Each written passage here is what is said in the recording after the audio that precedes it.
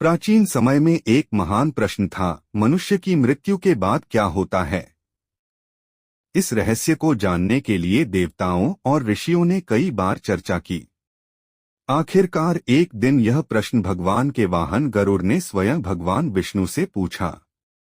गरुड़ ने विनम्रता से कहा, हे प्रभु, पृथ्वी पर रहने वाले मनुष्य जन्म लेते हैं, जीवन जीते हैं और फिर मर जाते हैं, लेकिन मृत्यु के बाद उनकी आत्मा के साथ क्या होता है? कृपया यह रहस्य मुझे बताइए। भगवान विष्णु मुस्कुराए और बोले, हे गरुड़, यह संसार जन्म और मृत्यु का चक्र है। जब किसी मनुष्य की मृत्यु होती है तो उसका शरीर यहीं रह जाता है, लेकिन उसकी आत्मा शरीर छोड़कर आगे की यात्रा पर निकल पड़ती है।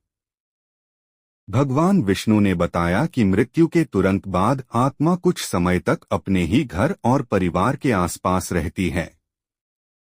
वह अपने प्रियजनों को रोते बिलखते देखती है, लेकिन उनसे बात नहीं कर पाती। यही कारण है कि कहा जाता है कि मृत्यु के बाद कुछ समय तक आत्मा अपने घर के आसपास रहती है। इसके बाद भगवान यमराज के दूत उस आत्मा को लेने आते हैं। उन्हें यमदूत कहा जाता है।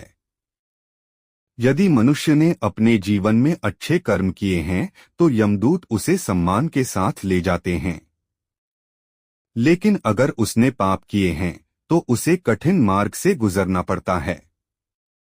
गरुड़ पुराण के अनुसार आत्मा को यमलोक तक पहुंचने में लगभग 13 दिन लगते हैं।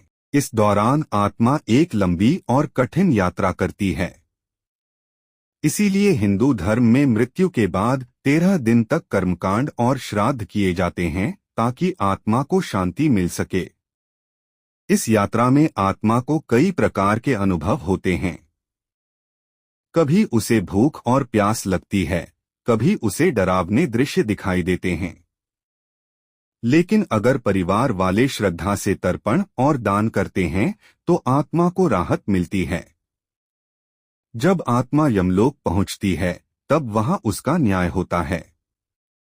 यमराज के साथ उनके मंत्री चित्रगुप्त भी होते हैं, जो मनुष्य के जीवन के हर कर्म का लेखा जोखा रखते हैं। चित्रगुप्त एक दिव्य पुस्तक खोलते हैं और बताते हैं कि उस व्यक्ति ने अपने जीवन में कौन कौन से कर्म किए। अगर व्यक्ति ने धर्म, दया और सच्चाई का मार्ग अपनाया है तो उसे स्वर्ग की प्राप्ति होती है। भगवान विष्णु ने गरुड़ से कहा, हे गरुड़, मनुष्य को हमेशा अच्छे कर्म करने चाहिए, क्योंकि मृत्यु के बाद धन, संपत्ति या शक्ति कुछ भी साथ नहीं जाता। केवल उसके कर्म ही उसके साथ जाते हैं। गरुड़ ने यह सब सुनकर प्रणाम किया और समझ गए कि जीवन का सबसे बड़ा सत्य कर्म है। तभी से कहा जाता है कि जीवन एक यात्रा है और मृत्यु उसका अंत नहीं, बल्कि एक नई शुरुआत है।